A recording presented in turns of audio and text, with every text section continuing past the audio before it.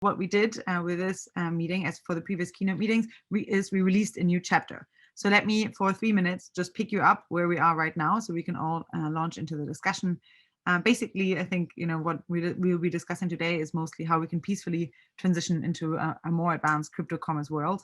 When we started this book, really with showing how when we play the game of civilization, very interesting patterns emerge from very, very simple rules already.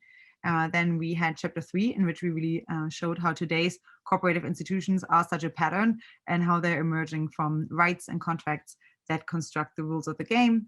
We then, in chapter 4, looked at a few of the cooperative arrangements and how we can port them into the digital world. And we kind of argued that just like chess is no different with physical or digital pieces, our cooperative institutions should also survive if we port them into a digital world. Perhaps they even flourish.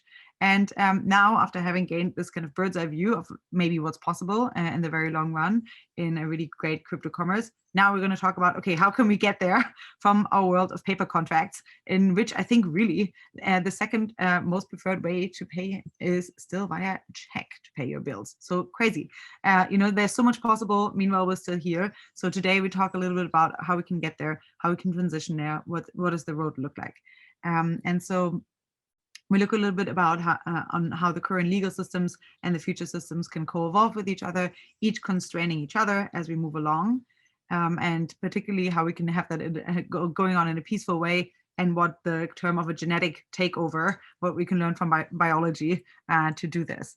And on the way, we tackle things like Definity and other experiments in selective immutability, future threats like assassination markets, the DAO bug as an example of different interpretations of legitimacy, what we can say about the past from Microsoft, Google, and other giants about the future of Ethereum and co, and maybe how we can ultimately arrive in a future with a multiplicity of blockchains. And so we have a lot on our plate. We have 3 really fantastic speakers to do this with. We have, first we'll start with Jim Epstein from Reason, then we'll move on to Primavera De Filippi from Harvard, and finally, we'll finish off with Brewster. And super excited about this discussion. I think, without further ado, I just want to give it up to Jim from Reason. So maybe a few words about you. Jim will start with a critique of the chapter. So we're going to get right into the nitty-gritty of it. Jim is the executive editor of Reason TV and Reason's podcast. And his memorable pieces include Inter alia, Cypherpunk's Write Code, which features Mark, Chip, and I think a few other people here on this call. And Mark has told me that Jim has been quite influential and beneficial in evolving his thinking on how we can potentially transition into a peaceful crypto commerce world. I think also Jim said he has a lot of critique to offer, so super excited about this. Don't want to take any further time away. You're on your way to Miami. We want to let you go. Please take it away. What's right? What's wrong with this chapter? What are your thoughts? All right. Thanks, Allison. Thanks for having me. Yeah, I want to pick up. I'll pick up right there with in this 4-part documentary series I did, where I interviewed a few people on this call, including Chip and Mark. And then I also wrote an article to accompany it that I called How Will Bitcoin Lead to More Freedom? So that piece, one of the themes in that piece, in both the video series and the article, was exploring how 2 competing theories for how we will transition to a more decentralized world with less government control over our lives.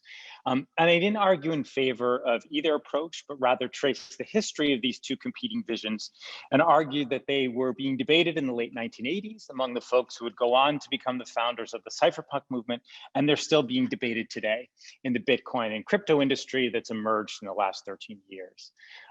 So according to one of these visions, which I associate with the late Intel engineer and father of crypto anarchy, Tim May, the process of transitioning to a new decentralized world will come through building new protected spheres that are outside the reach of government. And cryptography is sort of analogous to this impermeable shield that enveloped the safe haven for the world's productive people in Galt's Gulch, in Ayn Rand's book, Atlas Shrugged.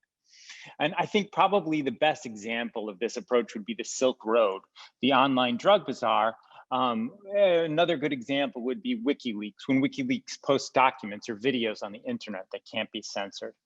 And the competing vision, as I see it, which I associate with Mark and the late economist and entrepreneur Phil Salin, is one of genetic takeover, which I know you've discussed. And sort of as I understand it, in this vision, the world changes by exploiting the gray areas in regulation. It's the process of permissionless innovation, and it's a largely peaceful approach. And I guess the internet is really the best case study, as Mark has pointed out. In the early days of the internet, a lot of startups had no idea if what they were doing was legal. Nobody really knew, actually, but they did it anyway, and that really led to a lot of positive change. So today, I want to make a partial case in favor of the Tim May vision for one reason, in which Bitcoin and crypto serve as kind of technologies of resistance, on the grounds that on a theme that I didn't really explore in my article or in my video series, which is this approach has a kind of built-in real-life market demand. In the case of the technologies that emerged through the peaceful approach, finding an actual customer base is a harder problem. So the chapter on peacefully transitioning to a world of cryptocommerce cites the Nassim Taleb line that Bitcoin is an insurance policy against an Orwellian future, which I really like. And it cites the work of the Human Rights Foundation's Alex Gladstein, who writes about how Bitcoin is being used as a way for citizens to route around tyrannical governments all over the world. And I kind of associate this with more of the Tim May vision. And I think that the use case articulated by Gladstein will only grow as cash disappears, which means that cryptographic money will serve as the only escape from monetary surveillance. Also, as the federal government destroys the dollar through money printing, which is happening very rapidly, Bitcoin will provide the best escape route from hyperinflation. And Ross Ulbricht's Silk Road, which sold mostly illegal drugs, which is, as I mentioned, is also in this model, it had an enormous user base, and it played a key role in bootstrapping Bitcoin. So I want to contrast the Silk Road with a project that took the peaceful approach. It was called Open Bazaar. It's mentioned several times in the book. And it was a decentralized marketplace that used Bitcoin with really a much better software architecture than the Silk Road. The problem is that very few people used it. And in January, the project shut down. Open Bazaar had very few daily active users. Other projects that are interesting from an engineering standpoint and a conceptual way, at least the last time I checked, that had very few daily active users include Stacks, formerly Blockstack, CryptoKitties, and Augur. Two of the three things I've done stories on, which I'm excited about, but they don't seem to have caught on. And I think the advantage of the Silk Road, or Bitcoin as a method of routing around state-regulated banking networks, is that the market demand is created by boneheaded and evil politicians who prevent citizens from engaging in capitalist acts between consenting adults, such as buying and selling heroin, which I think people should be allowed to do. Projects engaged in the peaceful approach, on the other hand, have to figure out how to win over consumers, just like any startup does. And my concern is that the crypto commerce industry is too focused on under the hood problems, or really kind of improving efficiency instead of winning the hearts of customers.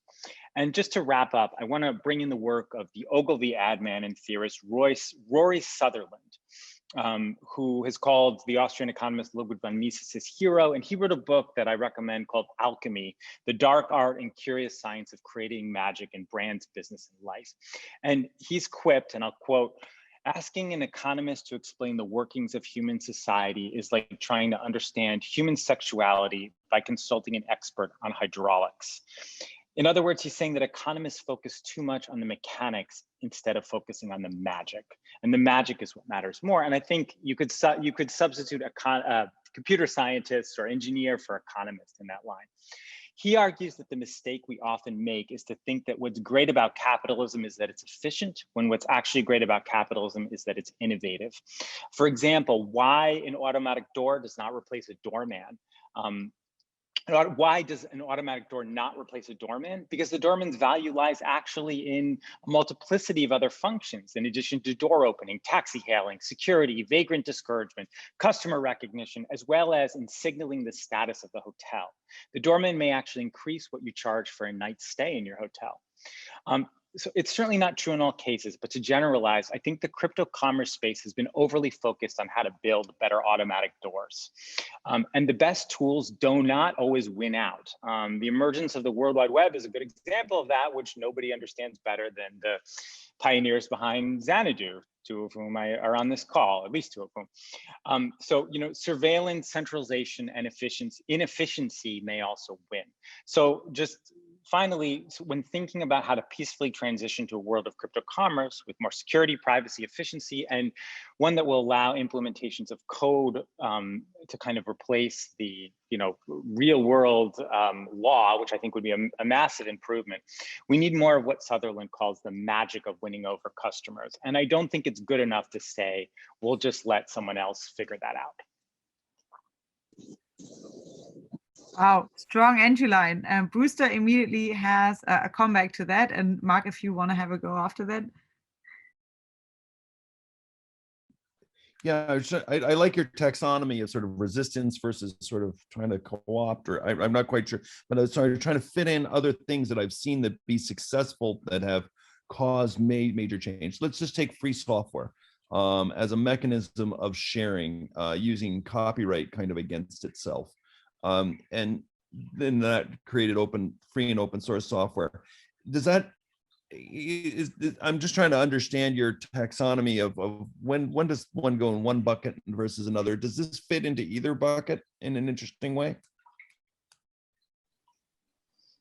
Free software as a method of, you're talking about as a technology that's promoted through technological change. I mean, these are abstractions for sure. I would probably put free software in the bucket of the peaceful approach.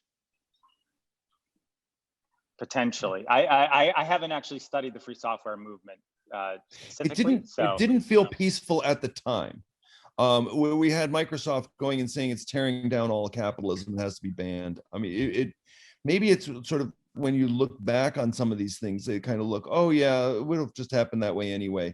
But at the time, and even the same people that were in the middle of it always want to paint things as inevitable because it helps their adoption. But the resistance is often palpable. Well, I would say ride sharing and Uber are the peaceful approach, even though there's a lot of pushback. I mean, Mark can comment better than I can, but they were exploiting kind of gray areas in the law, and it wasn't clear what was allowed. They bootstrapped, they existed, and then it was hard to get rid of them once consumers liked them. As opposed to the Silk Road or WikiLeaks, where you're doing things, or the examples that Gladstein cites, where you're doing things that are explicitly illegal but are very hard to stop because they use cryptography or they're very distributed or something. BitTorrent. I'm just trying to so these things can be used for good, positive uses, and they can be used for the things that people think of as awful. So is that, just trying to understand? Exactly. It's a mix of the good and the bad. And in terms of people will use it for plenty of bad things, those things will exist. I'm sort of articulating the Tim May view as he articulated it to me. Yes, terrorists and child pornographers will use end-to-end encryption and it will protect them. Yes, but that's not a reason to shut it down. But things like end-to-end encryption, which Tim May imagined in some almost like a perfect form, which rarely exists, but that is kind of what pushes through this Gold Gulch model, is kind of what pushes through societal change, as I understand it. That's kind of the metaphor. We have 3 quick comments from Adrian, David, and Alex Alexienko, in case anyone wants to make them by video. And then Pete. Got next. So I have a huge live example of something that is emerging now in the self-sovereign identity and verifiable credentials, where pretty much all of the work starting about 6 self-sovereign and linked to the blockchain crypto space Adrian, was you're funded. breaking Yes? off. Adrian, you're breaking off. I'll let you go to a place where it's quiet and where you have good connections, and then we'll come back to you, okay? Okay. Okay, David and Alex, one of you wants to make your comment here in the recording? Yeah, I guess I was pointing out that open source was definitely very contentious with Microsoft attacking, and but I think it's definitely a continuum if you compare, Silk Road hiring assassins and the illegal gun sales and drugs versus Uber, which was breaking laws, but like kind of relatively benignly, versus, so there's a continuum there. I think that it's pretty clear that Silk Road's pretty far to one end of the continuum. And Bitcoin by itself is actually really far on the other end, where they're not breaking any laws at all. They're just kind of creating a new system. Any comeback, or in case Alex, you want to make your comment here? Okay, then P. Well, Alex was actually answering my question, or at least responding to my question, I think. But sorry. Anyway, yeah, which was that it's the big thing in the news, of course, and many people are coming to me and saying, "Hey, we've got to get rid of this crypto money because of this ransomware," and it certainly does enable ransomware. And Tim May's answer to that may not be as powerful here. What do you think is going to be the answer to that? I'll take the ransomware thing. Ransomware is a bug bounty. Ransomware reveals vulnerabilities. That's what Alex said in the chat, yeah. And it reveals them in a less catastrophic way than what might happen if those vulnerabilities remained unexploited. So by providing an opportunity to exploit those vulnerabilities early, by making that lucrative, you get a feedback loop earlier, causing software to feel pressure to become more secure. And it's a very, very painful transition to get from where we are to more secure software. But the ransomware is the messenger. Don't kill the messenger. The problem is that we already have such an overhang because so much insecure software has been allowed by the feedback through the market to accumulate, where people have managed what should be seen as catastrophic insecurities to manage it rather than fixing it. And ransomware is starting to fix some of that overhang issue and finally provide some of the market feedback needed to get to take some of this insecure software off of the market. I do understand that, but I would challenge it, but it would be probably too long a debate for this Q&A session. Well, when we move to the next chapter, which is on computer security, we will talk about how actually the Cryptocommerce offers, let's say, more or less accidental bug bounties by just having a lot of capital locked up behind that. P, you had your hand up. Yeah. So I just wanted to jump in the discussion of like legal, illegal. And I think it's very interesting. I mean, of course, technologies can be used in many different ways for both legal purpose and illegal purpose. I think one thing that is interesting, and this is like a concept that exists for quite some time, but has been or is actually currently being like taken again by the blockchain communities, the concept of illegal, meaning that it's neither legal nor illegal, but it kind of stands beyond the current boundaries, the scope of the law. And there is like different typologies of a legal act. Most of our acts, most of the things are actually illegal in the sense that they are not intended to be covered by the law, like thinking or things like this. And then there is some things that are not covered, they're not within the scope of the law, but they would have been intended. So the legislator just did not properly draft the law, maybe because something was not foreseeable, etc. And so in that case, they are illegal because they're outside of the scope, but you can legally reform the law in order to bring them easily within the scope of the law. And then there is the third one, which I think is the interesting one, and this is the one that blockchain technology and perhaps other types of technology might trigger, which are those illegal acts that are not covered by the law. And in order, if the law were to actually want and bring them back into its own scope, that will actually require a very radical change. That will require not just like expanding the scope, but that will require an internal reform in order to maintain the consistency within the system. And so you have like you have different boundaries, and so you have like of course the special boundaries, which is like how do you regulate something that is by its definition transnational, that escape beyond the notion of territoriality because it doesn't have one locus of instantiation. You have the subjective boundaries of the law. So, for instance, what does it mean to enter into, like, if we were to actually recognize smart contract as actual legal contract, what does it mean to enter into a legal contract with an entity which is not a legal person, which is not a human, and which is not a corporation?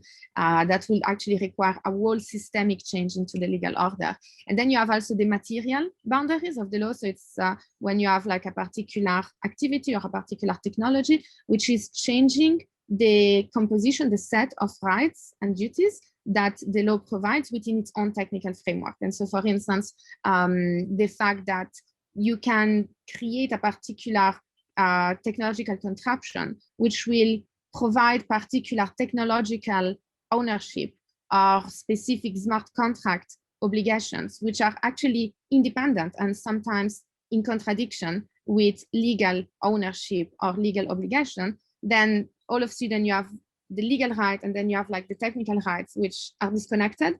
And the law has a very hard time, even though you can see those things, it's unclear how an actual legal reform should be made in order to encompass those activities within its own framework. And so it's not illegal, it's not violating the law, it's also not legal because it's not even encompassed by the law. And so it stands into this alternative dimension of illegality.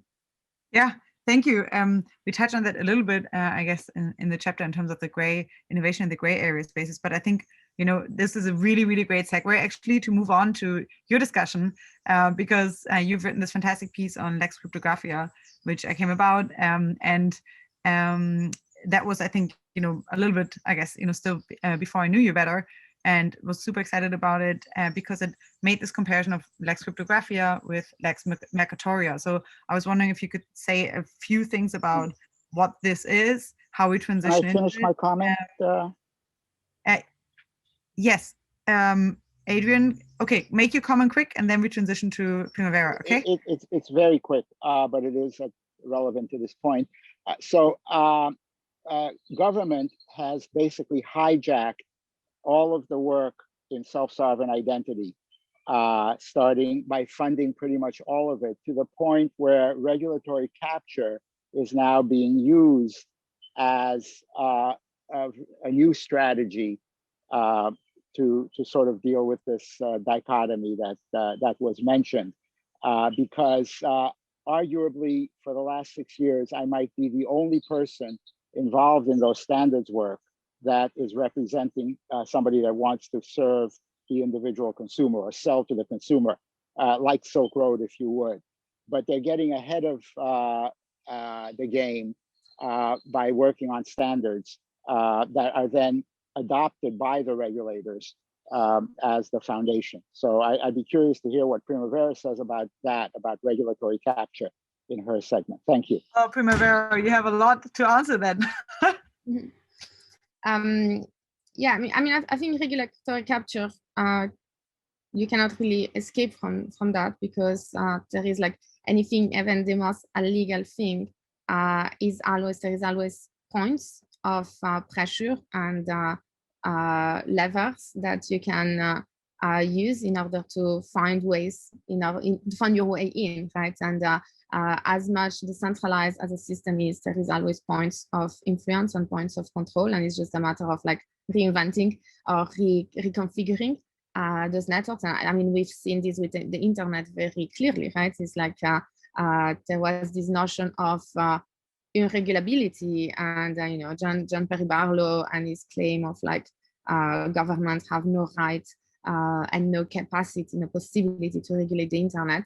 And that might have been true at the time in which the internet was actually highly decentralized at the application level. And as soon as you have those centralized intermediaries, then it becomes very easy to regulate the internet by regulating those intermediaries. I think the same thing can be said in a blockchain settings, meaning that today it is still fairly decentralized, but we're already seeing quite a few choke points, whether those are mining pools, whether those are the cryptocurrency exchanges and so forth. And it's actually quite easy to affect the governance of a blockchain-based system by tackling specific actors that are deeply involved into this governance, right? And I think the whole there was this whole discussion back in 2013, I don't know, about like creating changes in the Bitcoin protocol in order to identify those tainted transactions, so that, for instance, in the case of Silk Road, miners will not process transactions that come or that are directed towards a particular address which has been identified as a criminal address. And of course, the argument was, well, you can do whatever you want, but simply no one will ever update their software in order to adopt that. And so you can require the Bitcoin developers to implement that feature, but that's not enough.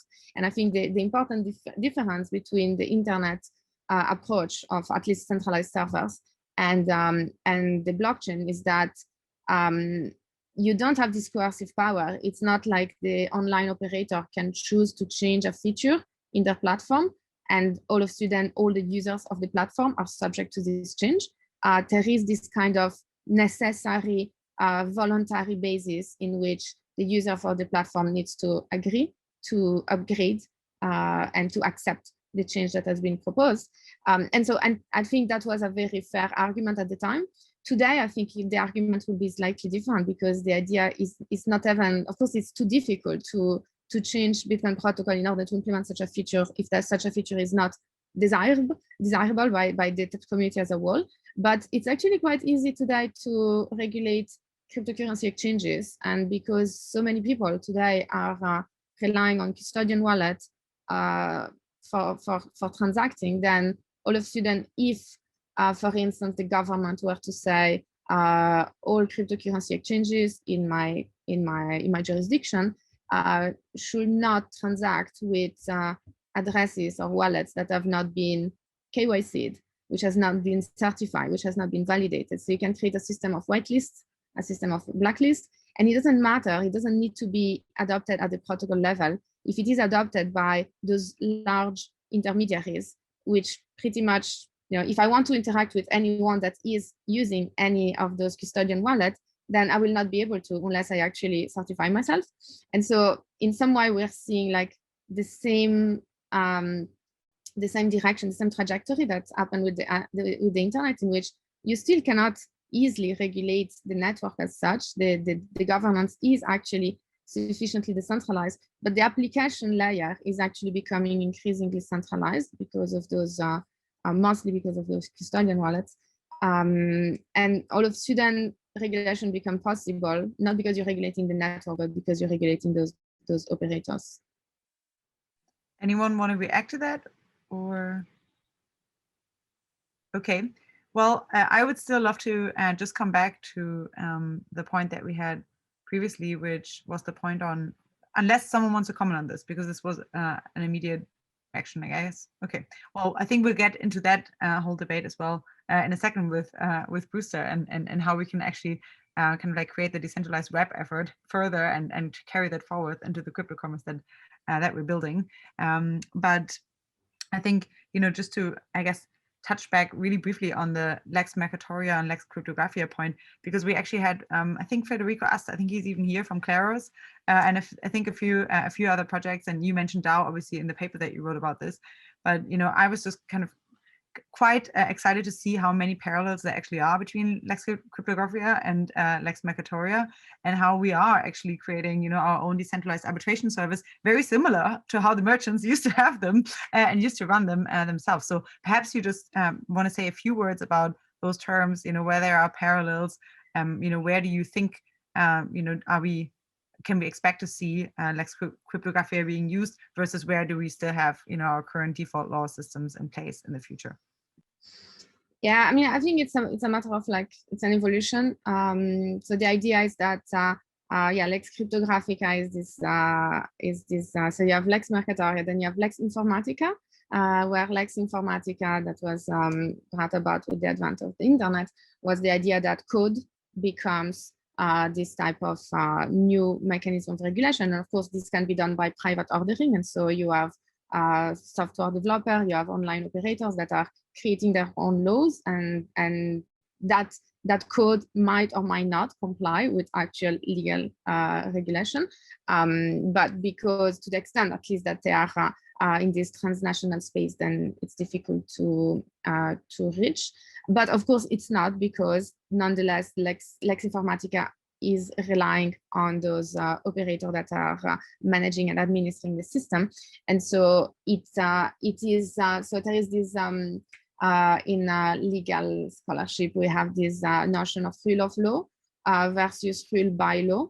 And the rule of law is, of course, the concept that no one is above the law. And so even the sovereign is subject to the same rule. And that means that you have like this kind of accountability that exists. And this is opposed to the rule by law, in which you basically can instrumentalize the law for your own vested interest as a sovereign. And I think when we compare Lex Informatica versus Lex Cryptographica, we can draw a similar analogy between Lex Informatica, which is actually rule by code, meaning that the online operator or the developers of a particular application are instrumentalizing the code in order to establish their own law, but they always remain above the code because they can always change it at any moment. Whereas when we move into Lex Cryptographica, aka blockchain-based systems, then all of a sudden, even the people that created and deployed that infrastructure, they are subject to the same rule. And so it is the rule of code as opposed to the rule by code, because it becomes managed in this decentralized manner. And so, of course, unless you create a smart contract in which you have like full control over the smart contract, but even then, the protocol is dictating the way in which you can actually operate that code, and you can only change it according to the rule by which they have been established. And so in that sense, it has more accountability than traditional software platforms. But then all of a sudden comes all the problems with that, right? There is like the beautiful benefit of predictability, transparency, and accountability. But then you also have this unregulability. All of a sudden, like everything is enshrined into this code. And what if the code was flawed, or what if the parties actually didn't fully understand, or what if someone changed the demand, or what if there is something happening in the external world that needs to be accounted for in order for a particular smart contract to execute.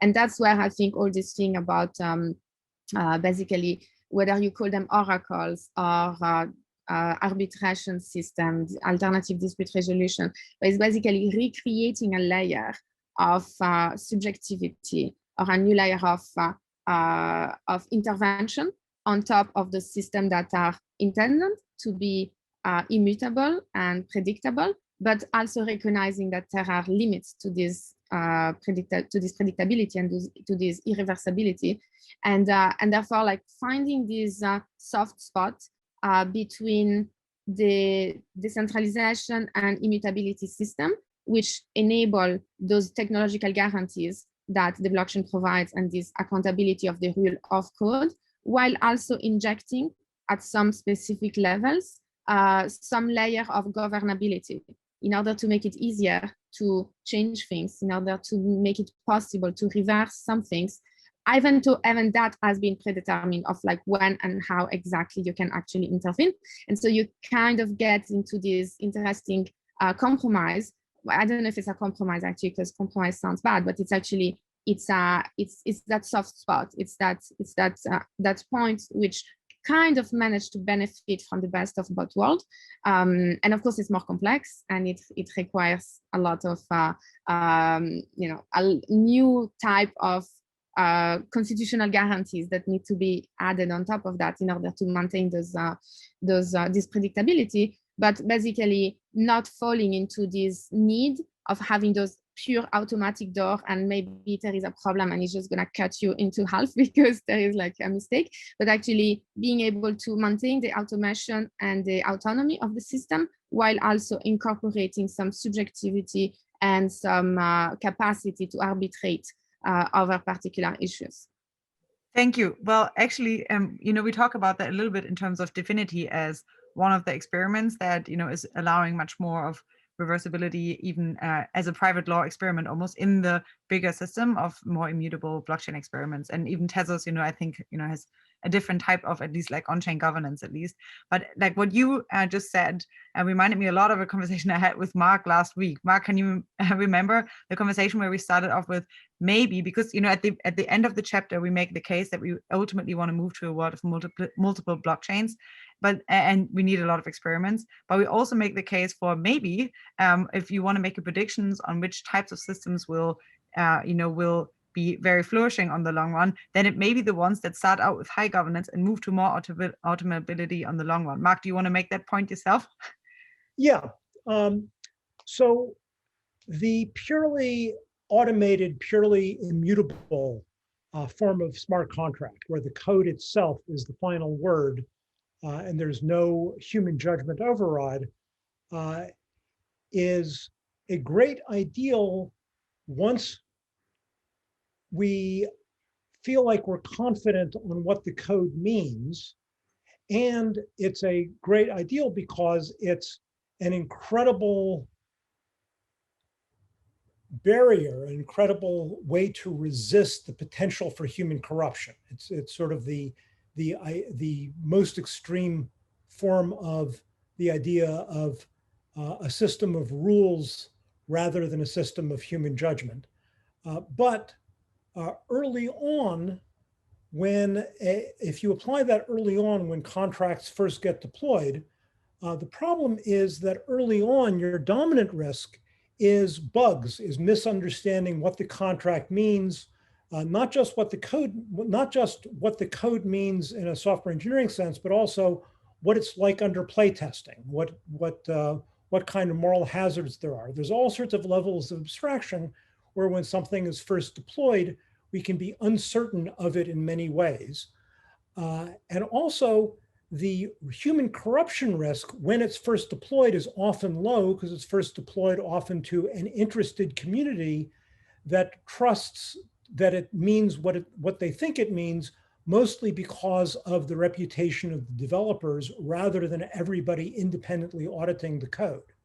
So early on, you have high risk from bugs and uncertainty about what the contract means and low risk from corruptibility.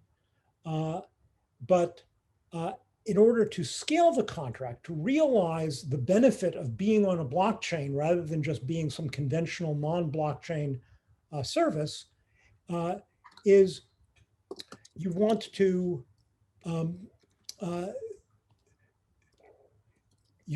take more seriously the risks from human corruption. You want to defend against those very quickly and very solidly. And also over time, as the thing gets play tested and more widely examined and audited, et cetera, your uncertainty about it goes down. So the arrangement that I think will be a common arrangement is where a contract, when it first gets deployed, has a, let's say, Amex-like dispute resolution arbitration system, or the kinds of things that Claros is exploring, et cetera, and where the kinds of governance decisions might, for example, take a supermajority of, just to pick a number out of the air, a 2/3 supermajority might be adequate to take certain kinds of governance decisions early on. But in order for the contract to be credible that it's going to be the kind of code is law thing that's resistant to human corruption, that even at the beginning, you want it to be deployed in such a way that it's credible that it will rapidly move to a low governance situation where it's much more highly resistant to human override, at the risk still that there might be bugs in the software that are undiscovered that we're then stuck with because we've made human override so difficult. The chapter talks more about some of the ways to do that. We're exploring various possibilities, but I think that those kinds of risks, the fact that one kind of risk goes down and the other kind of risk goes up, that we want to deploy contracts that rapidly become immutable, but are not necessarily fully immutable at the moment they're deployed. Thank you. And I think that is a really good segue into Brewster's discussion, just because of the fact that, we argue that ultimately we want a polycentric world of multiple different blockchains that all work at different levels and that are all used for different things.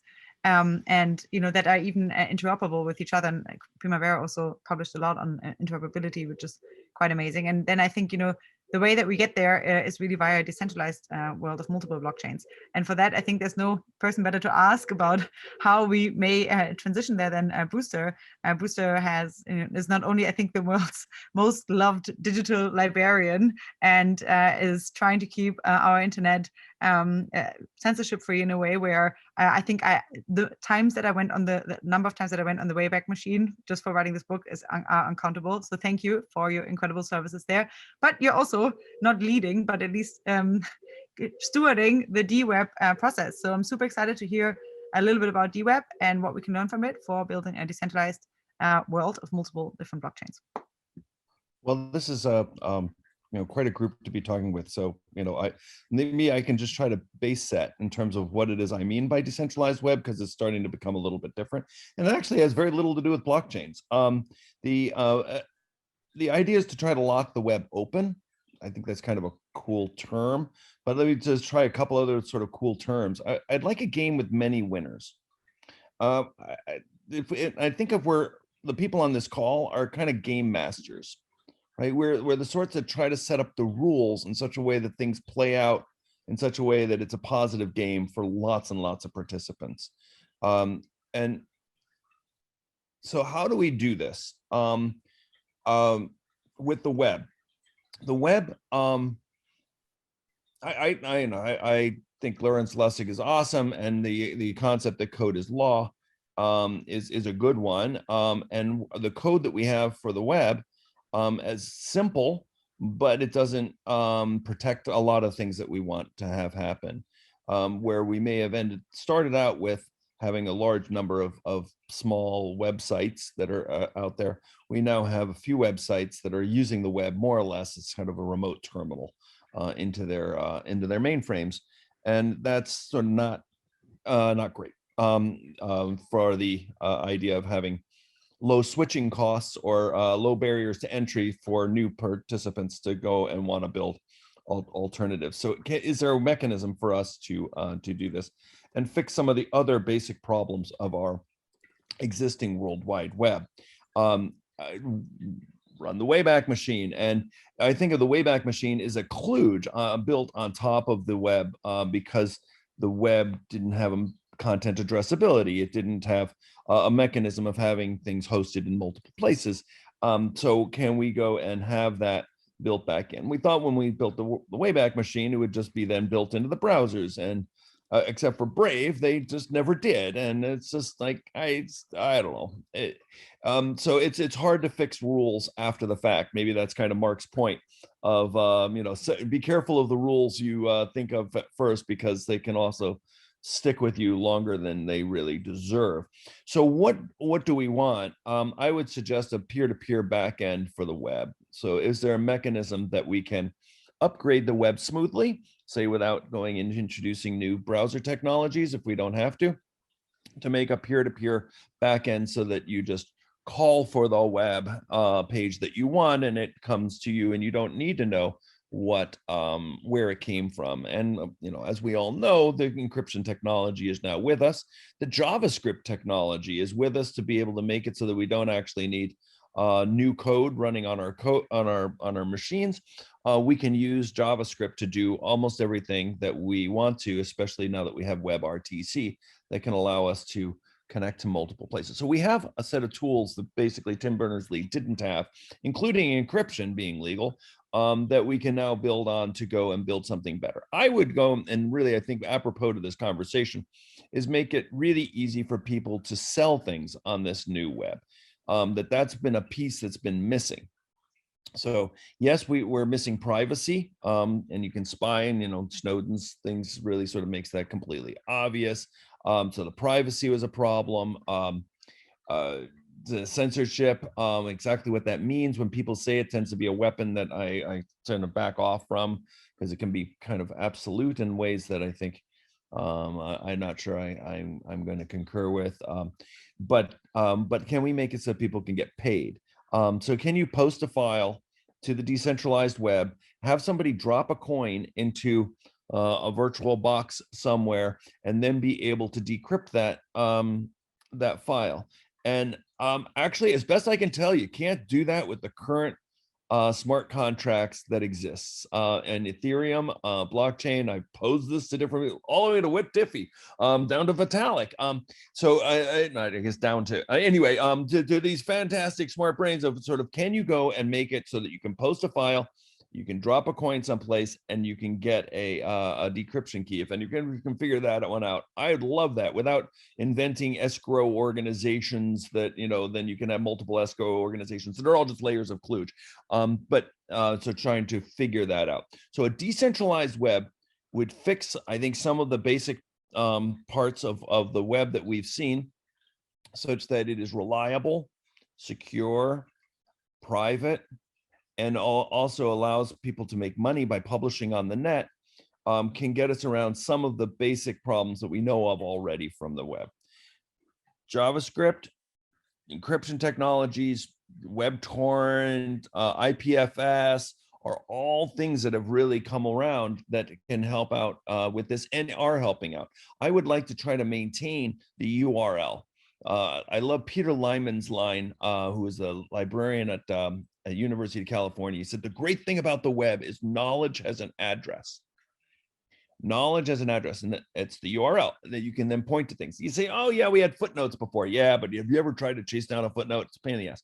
So, but the clicking through and going through to it is really tremendous, and we can go and build on that. If we end up in lots of different app world, just think of iPhone. iPhones between apps just don't have links, and if they do, they're business development deals. It's, you know, gross. So can we go and preserve some of the wondrous things of the current World Wide Web? Introduce blockchain things when we need to either do payments or registering of names or something like that, but then try to make it so that all the readers of the web are participants in securing and making it more available. Anyway, that was the basic idea, and the Internet Archive tries to play a bit of a role in meetups and keeping a Northern Star towards how do we make something, a game that has many winners? Can we make it so that we have built something we're proud of, rather than, oh my God, what the hell did I do with my career? Sorts of things that some of us have going on or will in 20 or 30 years. Okay, well, I would love to hear from Primavera a piece on interoperability, because I know that's part of your vision, and it sounds really aligned with what Brewster was advocating for. And then I want to hear from Jim, maybe a critique of Brewster's call for micropayments, because you just commented that you're not such a fan of them anymore on the book. So P, do you want to go first, and then maybe Jim, if you guys want to? Yeah, I mean, first of all, I want to agree at 200% with what Brewster said. I think the web is obviously like the way we should try and go. I think blockchain technology is one piece of that, and it's an important piece, but it's definitely not enough. And to me, like when we talk about the decentralized web, we're really talking about how do we create systems that are always and inherently ecosystems as opposed to platforms. Instead of thinking in the terms of like a server or even just like a network of server in a federated model, but how do you actually create protocols and disconnecting all the different layers so that everything can be reconnected? So like the data layer on the one hand, that can be itself in many different data storage, and then the governance layer on another level, and that should not be always stuck into a particular platform or model. And the communication layer and like move away from this vision of having one particular platform like Facebook or like Wikipedia, and then having the interface to this platform that is defined by the operator, but rather having this multiplicity of like this constant reinterpretation of different building blocks that exist in a distributed manner, and anyone being able to create their own interface. And because everything is based on these open protocols, then you can create any type of front ends to pretty much anything that is part of the decentralized web. You can create like a social network that is incorporating data and the social graphs from a particular thing, and then storage and a monetization system that is relying on a particular type of blockchain. But then someone else could create a completely different social network which shares at least partially or totally the same social graph, but is using a completely different monetization system, is relying on a different governance structure. And it's only by actually fragmenting all those building blocks and disconnecting the data layer from the application layer, from the governance layer, from the monetization layer, that then we can actually create this composability between all those different elements, and therefore having a multiplicity of front ends that are all interoperable with each other and that can speak to each other because they can communicate through the similar protocols. Brewster, do you want to react? I'm going to take. I think I'm going to take your answer. I think in a direction that you would approve. There's the interoperability of the data versus code, sort of the Linux sort of. You should have multiple pieces of code that use the same data, and that's gotten us really far. And that's really close to what Tim Berners-Lee is trying to do with Inrupt and the decentralized web technology. That's really envisioned very differently than a big BitTorrent backend of files that can come forward to be interpreted by JavaScript that you're interpreting, which is much more app-like. So the way that I envisioned it was much more app-like, where the data might be pulled down and the code then runs on that data, and it's less interoperable between it than what Tim Berners-Lee is thinking of. I don't think one is right and one is wrong. I'm just interested in seeing sort of how some of that plays out, of how can we get the interoperability to happen? How can we get back to some protocols rather than platforms? I guess is one of the, I just feel jinxed by people claiming platforms all of the time these days. So I'll take any of these solutions. I think Jay Graber and Dan Finlay, if you make comments in the chat, if you want to make them here via voice. Oh, sure. Yeah, I was just excited by Brewster's comments about doing just this content monetization on a decentralized web protocol through like cryptocurrency. You have all these pieces that it seems like you can just piece together, and you can do something that actually has a new business model, because right now we have ads, subscriptions, paywalls, right? And so you don't have granular content payments, which is a clear missing thing in there that I think could be used to monetize like decentralized web stuff. Or just in general, even the regular web, right? And so just doing this on top of current websites right now, you can do it with a hack with a browser extension overlaid on, Facebook or whatever. So you encrypt the content on Facebook, you're just using it as like a carrying layer, and then the web extension decrypts it once you pay for it. And then the question is, how do you do that? I've talked to some people who are interested in doing this, but the pieces haven't quite come together. I mentioned Unlock Protocol. Dan mentioned it does require a trusted server. I'm actually talking to Unlock Protocol guy today because we connected on Twitter, talk about some of this stuff. So I would love to hear anyone's thoughts on whether these are a promising enough direction, or like, what do you think the pieces are to ultimately realize just say that particular use case Brewster mentioned? Any direct comment? Sure. Just speaking to my, yeah, I was really just pointing out a technical nit. I think Brewster was asking for a cryptographic solution for intermediary-free revealing of information for payment. Unlock doesn't do that. I think that may be impossible though, so I'm not trying to hold anyone to that. It may be. Yeah. So Unlock does give you a mechanism for doing that on the Ethereum blockchain. All right, lovely. Jim. I just want to, before I say the main thing I want to say, I just need to echo Allison and just mention like how essential the Internet Archive is to everything I do every day on the internet. And like I don't, without the Prelinger Archive, and also I mentioned this 4-part documentary series I did with Chip and Mark who are on this call, and I could not have done that with all the incredible old computer magazines and resources that are just buried in the stacks on the Internet Archive. So it's just incredible. Anyway, I just wanted to, as Allison referenced, like I'm a complete skeptic on micropayments. I actually set out to do a story about micropayments because I was really kind of getting entranced with the idea. And then I actually read a piece by, not the Nick Szabo piece, which I also agree with, but a piece actually by Clay Shirky, who was like one of these internet evangelist guys who's pretty much disappeared. I haven't heard a lot from him in a long time. But anyway, interestingly, I accessed it on the Wayback Machine, a piece he wrote in 2003, an attack on the whole idea of micropayments. And it was one of the rare cases where I went in, I read it, and then I had completely changed my mind by the end of the article. And basically he argues that micropayments are not something that consumers want. Micropayments are not how, people prefer subscriptions for the most part. I think something like, I'm a user of Apple News, where they aggregate a lot of different magazines and newspapers. That's better than the idea of dropping in, fractions of a penny for articles.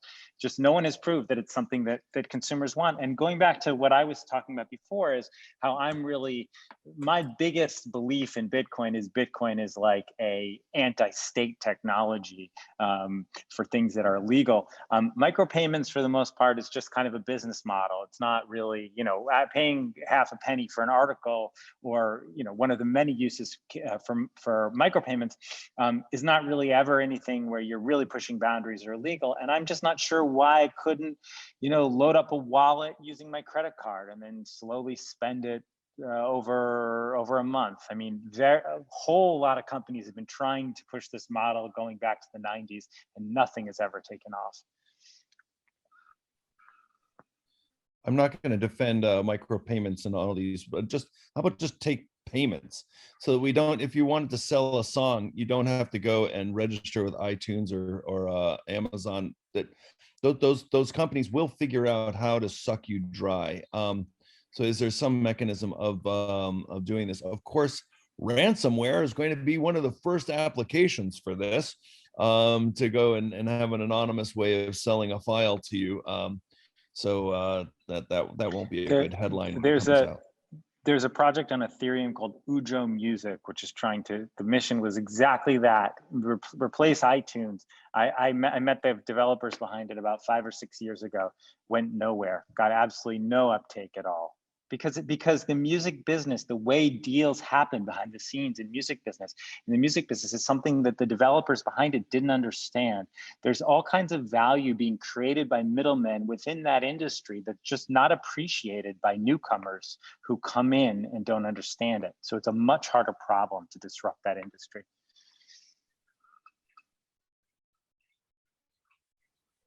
Any comments or questions? We are now 1 minute past the hour already. So do you have any last words? Brewster, a last word from you. Let me take one rounding punch at Bitcoin. So I've been a big Internet Archive pays its employees in Bitcoin. We had an ATM. We got the sushi bar guide so you could retire on Bitcoin. Anyway, so we're in there with Bitcoin. But I'm also I think David Graeber is just one of the great thinkers of our time. Unfortunately, he's just recently passed. And about debt and the problems with debt. And when you have debt with interest, you end up with runaway wealth inequality, and you run into it very quickly. And if you don't have a reset mechanism, the Jews jubilee. And the Babylonians, Sumerians, they would reset basically at the beginning of every monarch to go and call off debts, to go and try to equalize things. Your society comes unglued. Now, a lot of the sort of classic Bitcoin folks like me, say, well, it's not debt with interest, it's gold, right? It's like, it's cash, and you can't build interest on it. But people are going to figure out how to build interest on cryptocurrencies, and they're sort of doing it now. And because it doesn't have a mechanism of a reset or a jubilee, I think we could come into some serious problems with wealth inequality that will be runaway and extremely dangerous. So having usually there's the curse of inflation, they're printing money, but that is a mechanism for society to vote to try to equalize. So that's my careful with these contract-oriented money systems that don't have a jubilee ability. Great, Primavera.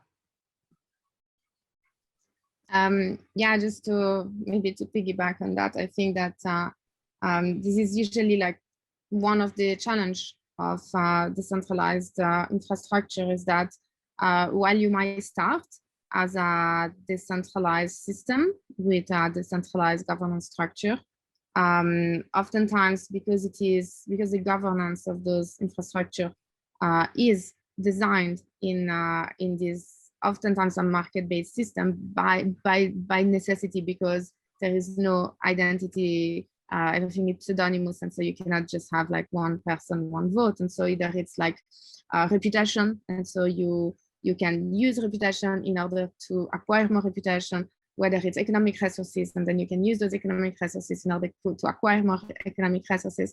And so there is this kind of tendency towards oligopoly.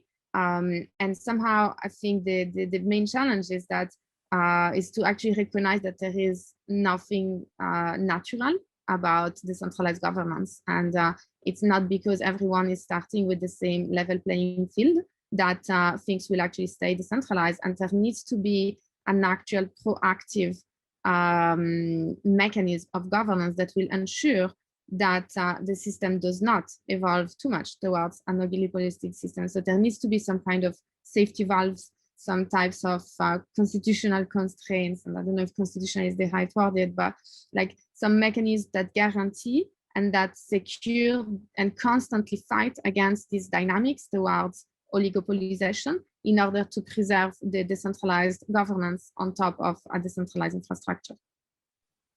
Thank you, Primavera. And final words, we have Jim, and I'm launching our poll afterwards. Yeah, I have really nothing more to say. I enjoyed hearing Brewster, your critique of Bitcoin. It's actually one I had not heard before, and I'm not sure I completely follow it, but I would love to discuss more at some point. Yeah, thank you for having me. I actually have to jump off because we're going to go shoot some interviews about Bitcoin, but thank you all.